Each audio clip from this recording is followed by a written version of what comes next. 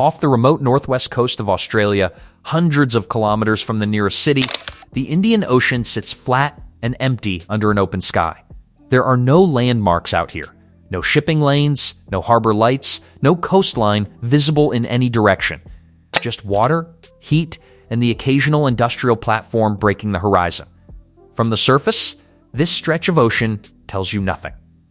But if you could somehow see through the water column, down through 250 meters of ocean, and then keep going another 4,000 meters below the seabed, you would reach one of the most significant hydrocarbon accumulations ever found in this part of the world.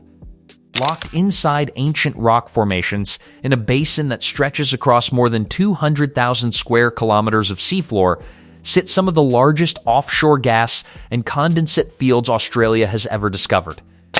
And most people have never heard of any of it. This is the Browse Basin, one of the most consequential and least talked about energy provinces on the planet. The story of what lies beneath this remote ocean, how it got there, how humans found it, and what it means for Australia and the rest of the world begins not millions of years ago, but hundreds of millions. The Browse Basin sits off the Kimberley coast of Western Australia, north of the town of Broome. It lies entirely offshore, extending from relatively shallow coastal waters out to the deep ocean floor of the Scott Plateau, where water depths reach between 1,500 and 4,000 meters. In total, the basin covers approximately 223,000 square kilometers, larger than the entire United Kingdom. Beneath that seafloor lies a sedimentary sequence, a layered stack of ancient rocks, that in some places reaches 15 kilometers thick. That thickness matters enormously, because it is inside those sedimentary layers that the hydrocarbons formed. To understand how gas and oil end up trapped kilometers below the ocean floor, you need to understand what a sedimentary basin actually does over geological time. It is essentially a depression in the Earth's crust, a place where the crust has stretched, thinned, or subsided, creating space that rivers, deltas, and oceans fill with sediment. Sand, mud, organic material, the remains of marine organisms, all of it accumulates in layers over millions of years. The deeper those layers are buried, the higher the temperature and pressure they experience. Under those conditions, the organic material trapped within the sediment, dead marine life, microscopic organisms, ancient plant matter begins to transform. Heat and pressure cook it into hydrocarbons. First into oil, and then at greater depths and temperatures into gas. But generating hydrocarbons is only the beginning. For a commercial field to exist, three things have to align: a source rock that generated the hydrocarbons, a reservoir rock porous enough to store them, and a seal that holds them in place. In the Browse Basin, geoscientists have identified at least 4 distinct petroleum systems operating within the same basin, each sourced from different rock units stored in different formations, and sealed by different cap rocks. That is not something you find everywhere. Most offshore basins are dominated by a single petroleum system. The Browse Basin is something more complex, which is part of why exploration here has continued to surprise geologists across 5 decades of drilling. The basin's story begins in the late Carboniferous period, roughly 300 million years ago, when the crust in this part of Australia began to stretch and pull apart. That stretching created the initial depressions that sediment would spend hundreds of millions of years filling. Over that vast time span, the basin passed through 6 distinct phases of tectonic activity: stretching, thermal subsidence, compression, inversion. Each one reshaping the geometry of the basin and determining where sediment accumulated and where hydrocarbons would later form. The rocks that matter most for the outer basin gas fields are from the Jurassic period, roughly 150 to 200 million years ago, when rivers, coastal plains, and shallow seas deposited thick sequences of sandy sediment across this region. Those Jurassic sandstones, what geologists call the Plover Formation, became the primary reservoir rocks. The organic, rich shales interbedded with them became the source rocks, buried deep enough, heated long enough to generate the enormous volumes of natural gas now sitting beneath the seafloor.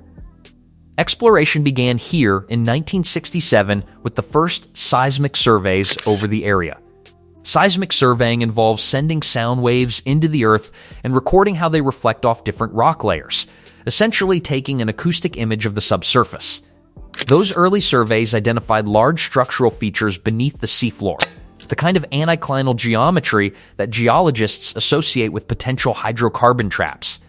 4 years later, in 1971, the third well ever drilled in the basin changed everything. The well, designated Scott Reef 1, penetrated the Jurassic Plover Formation sandstones and encountered one of the largest gas fields Australia had seen at that point. Gas flow rates recorded during testing were extraordinary. The field would later be renamed Tarossa, and it remains one of the most significant undeveloped gas accumulations in the country today. That discovery opened a decades-long chapter of exploration. The Brecknock field was found in 1979, 40 kilometers southwest of Scott Reef. The Caliance field followed in 2000. And also in 2000, a discovery was made that geologists described as the biggest liquid hydrocarbon find in Australia's 40-year exploration history at that time. The Ichthys field, located in approximately 250 meters of water, was estimated to contain more than 12 trillion cubic feet of gas and 500 million barrels of condensate. Condensate is a valuable light liquid hydrocarbon produced alongside natural gas from certain reservoirs. The Ichthys find was enormous by any standard. The Prelude field followed in 2006. By the time the major phase of exploration had matured, the combined gas reserves across the Browse Basin's principal fields were estimated to exceed 900 billion cubic meters. If that number doesn't land immediately, consider this. In 2021, Australia became the world's largest exporter of liquefied natural gas. Larger than Qatar, larger than Russia, larger than anywhere else on Earth. And the Browse Basin fields, specifically Ichthys and Prelude, both of which commenced production in 2018, played a direct role in getting Australia to that position. Now, if that surprised you, if you've just registered that one of the most important offshore energy regions on the planet sits in Australian waters and you had no idea, that's exactly what this channel is for. The world is full of places doing extraordinary things quietly. If you want to keep finding them, you already know where the subscribe button is. Bringing the Ichthys field to production required one of the most complex offshore energy projects ever built. The gas and condensate from the seafloor are processed on a semi-submersible central processing facility permanently moored above the field. A structure weighing 122,000 tonnes, considered the largest semi-submersible platform ever constructed. Condensate is transferred to a nearby floating vessel for export to global markets. The natural gas travels 890 kilometers along the longest subsea pipeline in the southern hemisphere to onshore facilities near Darwin, where it is cooled to negative 162 degrees Celsius and converted into liquefied natural gas for shipment to customers in Japan, South Korea, and China. At full capacity, Ichthys produces up to 9.3 million tons of long per year and over 100,000 barrels of condensate per day, with an expected operating life of 40 years. The Prelude field took a different approach entirely. Shell developed it using a floating liquefied natural gas facility, a vessel that processes and liquefies the gas at sea without any pipeline to shore. The Prelude Flang facility is 488 meters long and when fully loaded displaces 600,000 tons. It is the largest floating structure ever built by human beings. Beyond those two producing fields, a significant undeveloped resource remains. The Tarossa, Brecknock and Caliance fields, approximately 425 kilometers north of Broome, hold combined contingent resources estimated at around 15 to 16 trillion cubic feet of dry gas and hundreds of millions of barrels of condensate. Development has been delayed for years by the scale of the engineering challenge and the economics of bringing that resource to market. The proposed project would involve floating production facilities and a pipeline nearly 900 kilometers long, with a capital expenditure estimated in the tens of billions of Australian dollars. It is not a small undertaking. What makes the Browse Basin particularly striking from a geological perspective is how its different petroleum systems generate entirely different types of hydrocarbons depending on depth and location.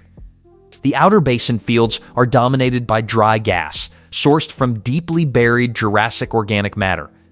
The inner basin, closer to the continental margin, is more liquid-prone, shallower burial, lower maturity source rocks, and Cretaceous age material that generates condensate and oil rather than dry gas. In between, the Ichthys and Prelude fields represent a wet gas and condensate system with its own distinct geochemical character. Nearly 70% of Australia's natural gas production has in recent years been exported as a long. And the majority of that gas originates from the Northwest Shelf, the broader offshore province of which the Browse Basin is a central part. The end customers are largely in Japan, China, and South Korea, countries that rely on Australian long to generate electricity, heat homes, and feed the energy demands of some of the world's largest industrial economies. The Browse Basin, in other words, sits quietly at the intersection of Australian energy revenues, Asian energy security, and one of the most financially significant commodity trades happening anywhere on Earth right now. For a stretch of open ocean that most Australians will never visit, and many have never thought about, that is a remarkable position to occupy. When you look out from the Kimberley coast on a clear morning, the Indian Ocean just stretches away. Empty, still, nothing moving but the surface and the wind. It looks like the edge of everything. But out there, beneath all of that water, and beneath several kilometers of ancient rock, is a geological system that took 300 million years to assemble. One that helped make Australia the largest lang exporter in the world. A system built from the slow accumulation of ancient sediment, from the burial of microscopic organisms over geological time, from the alignment of source rocks and reservoir sands and sealing formations in just the right configuration across an area of ocean most people will never see and couldn't point to on a map. The Browse Basin is not finished yet, and that might be the most interesting thing about it. I hope this gave you something you didn't have before. The world has no shortage of extraordinary places doing remarkable things in the dark. If you want to keep finding them, you already know what to do. And a genuine thank you to